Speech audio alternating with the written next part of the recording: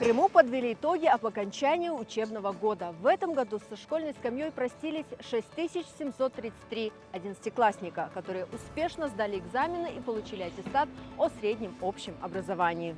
Для многих выпускников этого года упорный труд воплотился в заслуженные награды и высшие баллы на экзаменах. 975 крымских выпускников удостоены медалей за особые успехи в учении.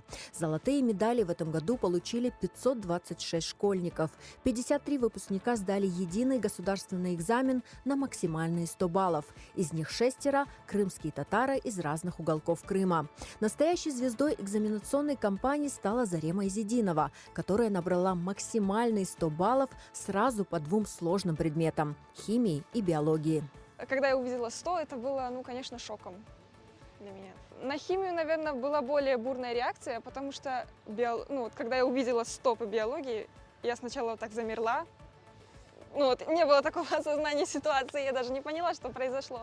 Радовалась я уже позже, когда видела радость родителей. К ЕГЭ по химии я готовилась сначала сама. Я думала, что смогу за год подготовиться, но где-то в декабре я осознала, что не смогу структурировать весь тот материал, который изучаю у себя в голове, и что на экзамене обязательно что-то забуду. И я купила онлайн-курсы, а к биологии я готовилась сама от начала до конца. На самом деле к любому предмету по ЕГЭ нужно готовиться. И если ты готовишься, он покажется тебе самым обычным. Почему именно меня влекут естественные науки, почему я выбрала химию, биологию? Вот я хочу нести людям благо. Врач. Это звучит так благородно. Это человек, который спасает жизни. В ряду 100-бальников, чьи знания послужат будущему, Тимур Файзрахманов, выпускник Суворовской школы имени Саруханова, продемонстрировавший блестящие знания в литературе. Мне нужно было примерно 80+, что-то в этом роде, чтобы поступить в вуз, это достаточно было 100. Вот я мог только мечтать о таком балле, хотя я довольно-таки плотно занимался. Очень много времени уделял подготовке именно к профильному предмету литературе. И вся эта подготовка, весь процесс, в конечном итоге все это окупилось.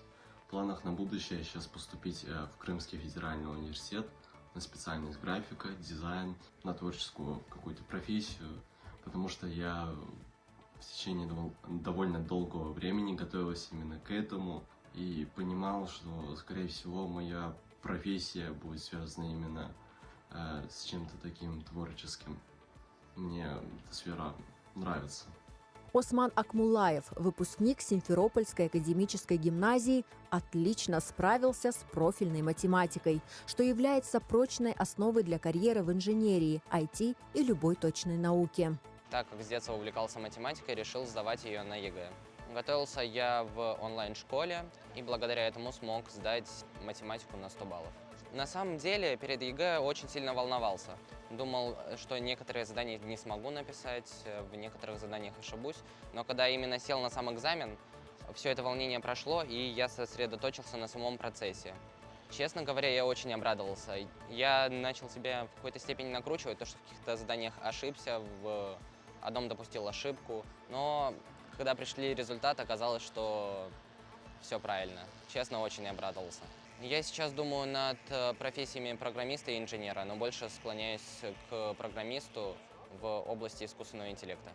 Высокие результаты школьников не только принесли им личные победы, но и стали весомым вкладом в общий успех. Это яркое подтверждение глубокой тяги к образованию, которая из поколения в поколение является ключевой ценностью крымско-татарского народа.